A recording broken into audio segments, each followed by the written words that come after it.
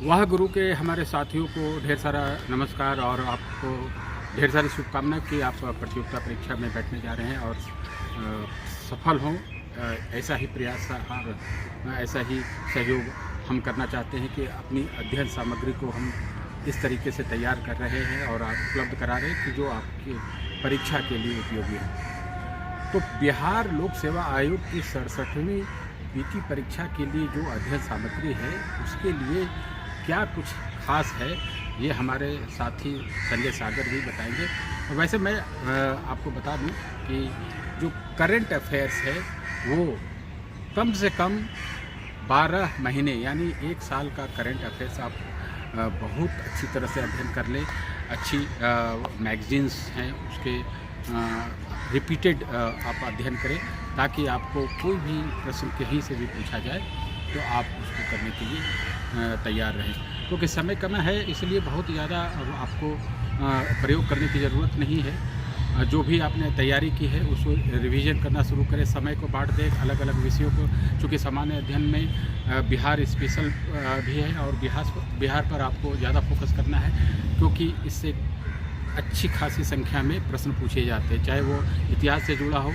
तो बिहार में कला संस्कृति, इसका इतिहास, इसका पुरातात्विक महत्व, क्योंकि इतिहास का प्राचीन काल से संबंध इस सूबे से रहा है, इस प्रदेश से रहा है, इस पर आपको ध्यान रखना है।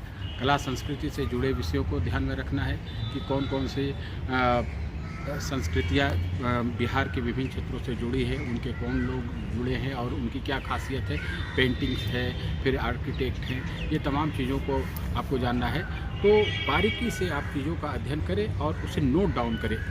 एक रफ़ कॉपी ले जो किलो की के भाव में आप खरीदते हैं और लिखें, एक कलर से आप लिखें और उसके बाद जब आप रिपीट करते हैं तो उससे दूसरे कलर से उसको रिपीट करें ताकि आपके एक पेज में जितनी सामग्री आपने पहले लिखी है, नोट डाउन किए हैं, वो दूसरी बार वो कम से कम आधे पेज की हो जाए और तीसरी बार जब पढ़ें तो आपको लग जाए कि हाँ इनमें से 5-7 प्रश्न ही बहुत महत्वपूर्ण है। इसलिए आपके पास समय कम है। बिहार लोक सेवा आयोग की पीटी परीक्षा 67वीं पीटी परीक्षा के लिए आप अच्छी तरह से तैयारी करें और हम जो अध्ययन सामग्री आपको उपलब्ध करा रहे हैं उसका आप नियमित रूप से अध्ययन करें। बीपीएससी की जो पीटी परीक्षा होने वाली है, महज 40-45 दिन बचे हैं, तो ऐसे समय में क्या करना चाहिए? सबसे पहले वैसे छात्रों को शुभकामनाएं हैं जिनको ये परीक्षा में शामिल होना है। इसमें सबसे महत्वपूर्ण बात यह है कि इतने कम समय में अब आप नई कोई चीज़ ना पढ़ें, जिसका आपने पूर्व से नोट्स बनाया हुआ है, जिसको आपने रिटेन में पढ़ने के लिए रखा हुआ है।